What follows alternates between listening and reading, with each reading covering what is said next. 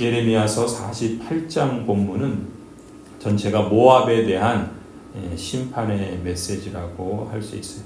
우리 교회가 후원하고 있는 선교사 한 분도 이 지역에서 지금 사역을 언어를 하고 또 이제 그 난민 사역들을 진행하고 있죠.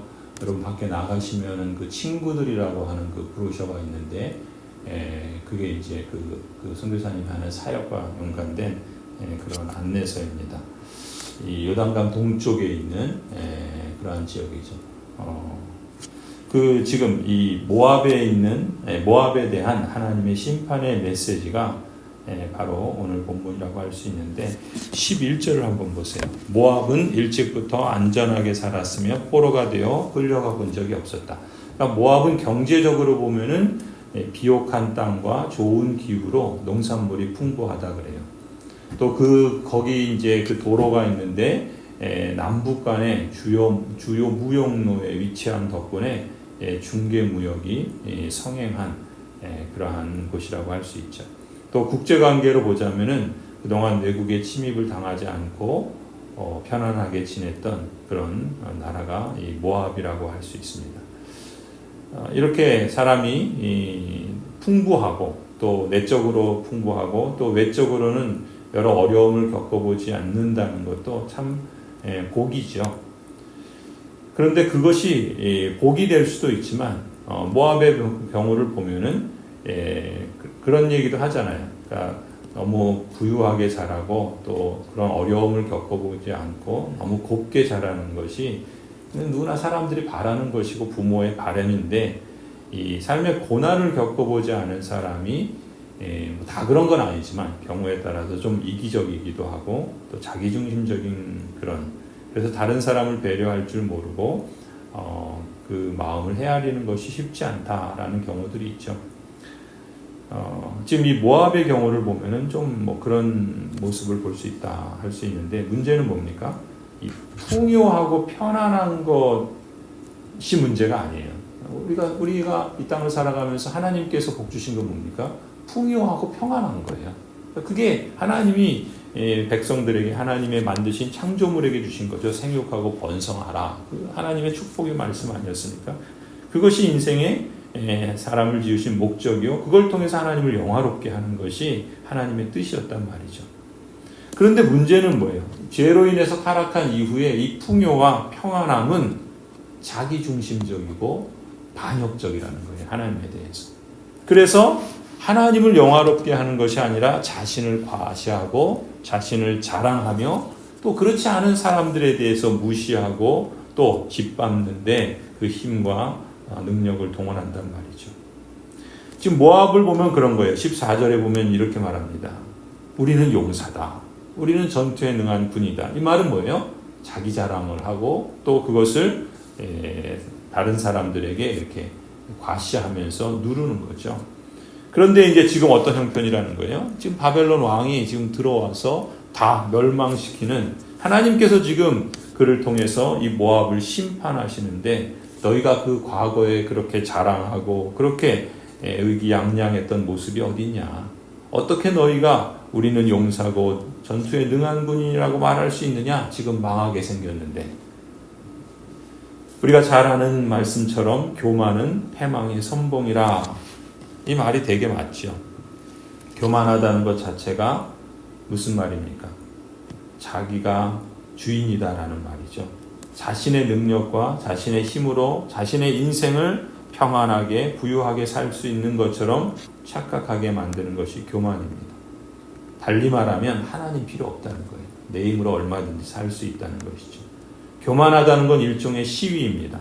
난 하나님 필요 없어 라고 하는 그러한 시위를 해서 하는 게 아니라 그런 삶의 자세가 하나님께 그렇게 드러나는 것이죠. 심령이 가난하지 않은 겁니다. 하나님이 아니면 안 된다라고 하는 생각이 없는 거예요. 이게 문제라고 할 수 있습니다. 오히려 그 안정과 풍요를 어디에 사용합니까? 금오스신, 금송아지 이런 게 가져다 주었다라고 여긴다는 거예요. 그래서 사람들이 흔히 그러죠. 어떤 우상을 섬기다가 또 어떤 무당이나 어떤 또 뭐 점쟁이나 이런 사람 찾아갔는데 또 그게 맞아요. 그러면 또 그걸 철석같이 믿고 평생 그걸 따라다니면서 인생을 망친단 말이죠. 그것이 저주의 길이고 재앙의 길인 줄도 모르고 그 잠시 잠깐 경험한 그것으로 인해서 오히려 더욱더 멸망을 향해 치닫고 있는 거죠. 13절 보세요. 이스라엘 백성이 베델을 의지하다가 수치를 당하였듯이 모압이 그모스 신 때문에 수치를 당할 것이다. 이 그모스 신은 모압이 추종하는 그런 신인데 지금 이스라엘 백성이 베델을 의지하다가 수치를 당하였다는 건 뭡니까? 르호보암, 솔로몬의 아들 르호보암이 이제 왕이 되면서 남북으로 갈라지죠. 분단이 됩니다. 남쪽 유다는 르호보암이, 북쪽 이스라엘은 여로보암이 다스리죠. 근데 여로보암이 이 북이스라엘의 10지파가 지금 북쪽에 있는데 자꾸 어디로 가요? 예루살렘으로 내려간단 말이죠. 성전에 예루살렘에 있기 때문에. 그러니까 여로보암 왕이 뭐 합니까? 남쪽 경계인 베델에다가 그 우상을 만들죠. 금송아지 만들고 여기다가 이게 하나님이다. 여기서 예배해라. 그 다음에 북쪽 끝에 단에다가도 똑같은 짓을 하죠. 이렇게 이스라엘 백성이 베델에서 우상을 섬기면서 하나님의 심판과 재앙을 받게 되죠. 이스라엘의 왕이 19명인데 한결같이 여로보암의 길을 따릅니다. 모두가 다 하나님께 악한 왕이라고 평가를 받고 결국 721년에 이스라엘은 아스루에 의해서 멸망당하죠. 하나님께서 언약 백성 북이스라엘을 치셔서 그들은 이제 멸망을 당하게 됩니다. 그들이 수치를 당한 것처럼 모압이 그런 거예요. 모압이 그모스 신에게 절하며 그 신을 그 우상을 숭배함으로써 수치를 당할 것이다 라고 말씀하시는 거예요. 하나님을 의뢰하지 않는 거죠. 창조주를 기억하지 않는 거예요. 창조주를 외면하면서 자기 힘으로 살 것처럼 사는 거죠. 자기가 잘 되면 역시 창조주를 잊지 않을 뿐만 아니라 자기가 안 되는데도 창조주를 찾지 않는 그것도 재앙이죠. 자기중심적이기 때문에 그래요. 또 자기가 자신의 삶을 이루어갈 수 있다라고 믿을 수도 있고 아니면 그냥 아예 포기해서 그럴 수도 있는 것이죠. 자기의 필요를 채우는 신들로 채우는 거예요. 그게 그모스라고 말할 수도 있지만 이 시대 이 문화 속에서는 다양한 방식으로 그것이 세속화와 또 물질주의라고 하는 그런 모습으로도 나타날 수 있는 것이죠. 하나님을 외면하고 찾고 구하는 모든 것은 다 우상이 될 수 있는 겁니다. 그모스가 될 수 있는 거예요. 12절에 보면은 모압은 마치 걸러지지 않은 포도주처럼 그 맛과 냄새가 변하지 않았다 그래요. 나 주의 말이다. 내가 이제 술 거르는 사람들을 보낼 터이니 포도주를 쏟아버릴 날이 온다. 그들은 포도주를 모두 쏟아버리고 그릇들을 비우고 병들을 깨뜨려 버릴 것이다. 자신들이 그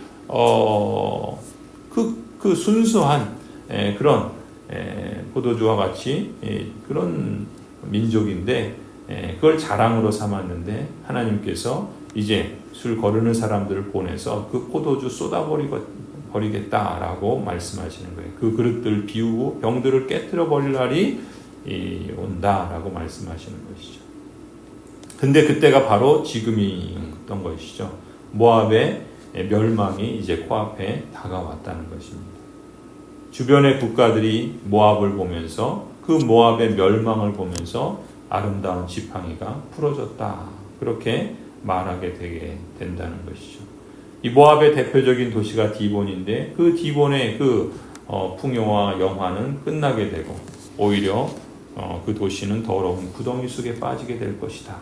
또 아로엘이라는 도시도 대표적 도시인데 거기에 사는 여인들이 오히려 모압의 멸망을 전하게 되고 모압의 뿔은 잘리고 그 발은 부러지게 될 것이다. 하나님께서 예레미야 선지자를 통해서 이 열방의 이스라엘 주변에 있는 남유다의 주변에 있는 열방의 심판 메시지를 선포하는데 오늘 본문에서는 이 모압의 모습을 말씀하시는 거예요. 이 말씀을 통해서 하나님의 언약 백성들은 무엇을 기억해야 되겠습니까? 이 모압이 자랑하던 영광, 그 영광은 하나님께서 지켜주시지 않으면 결국 다 황폐하게 됩니다. 사람이 소유하고 사람이 의지하고 사람이 자랑하고 그렇게 영광스럽게 여기는 것 다 소용없게 될 날이 온다는 것이, 평온한 삶을 누릴 때, 평안할 때, 잘 될 때 어떻게 해야 되겠습니까? 더 겸손히 하나님이 주신 복에 감사하고 그 하나님의 말씀을 따라서 하나님을 경외하고 감사와 찬송 가운데 하나님의 뜻을 찾으며 주님과 함께 동행하는 삶을 살아가야 되겠죠. 그러한 삶을 말씀을 통해 배우고 또 성령 하나님 의존해서 날마다 한 걸음 한 걸음 실천하면서 영적인 근육을 키워가며 거룩하게 부른 하나님의 백성답게 거룩한 삶을 살아가는 것이죠. 그것이 하나님의 성령께서 우리 안에서 행하시는 일이고 우리도 그 하나님을 따라서 거룩의 여정을 이어가는 것이죠. 예수 그리스도의 그 장성한 분량에까지 하나님의 백성다운 거룩함을 주의 말씀을 따라서 우리의 삶의 여정 속에서 하나씩 하나씩 이루어가는 겁니다. 하나님을 가까이 하고 하나님을 닮아가는 것은 그 자체가 복인 거예요. 그것이 어떤 영적 훈련이고 고되고 힘들고 고통스러운 과정이 아닙니다. 사랑하는 이와 함께함으로써 기쁨을 누리고 더욱 함께하고자 하는 그런 모습으로 인생이 살아가듯 하나님을 가까이 하는 것이 복이고 하나님과 교제하는 것이 기쁨이며 하나님을 닮아가는 것이 그것이 영광인 것이죠. 그러한 삶을 평안할 때 하나님이 복을 주실 때 더욱더 추구할 수 있어야 돼요. 건강은 건강할 때 지키라고 하지만 대개 건강을 잃고 나서야 건강의 소중함을 알죠. 영적인 건강도 마찬가지입니다.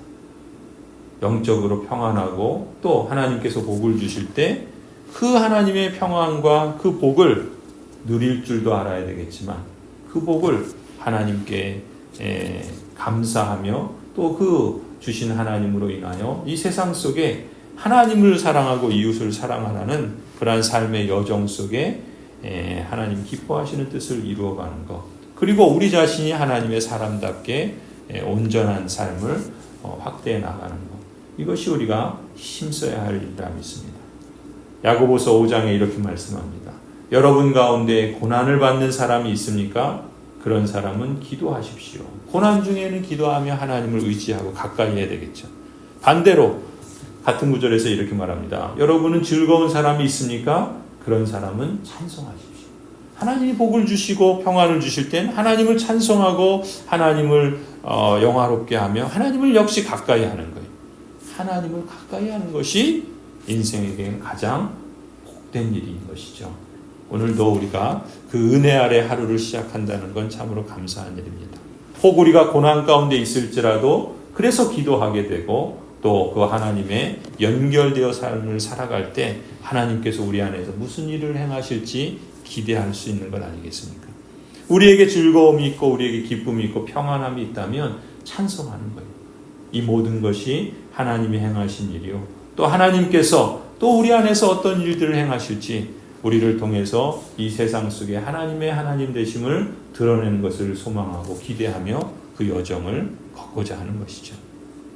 하나님은 날마다 우리의 하나님이신 것을 우리가 기뻐하고 찬송하고 기도하며 주님과 동행하는 오늘 하루가 되기를 간절히 축원합니다.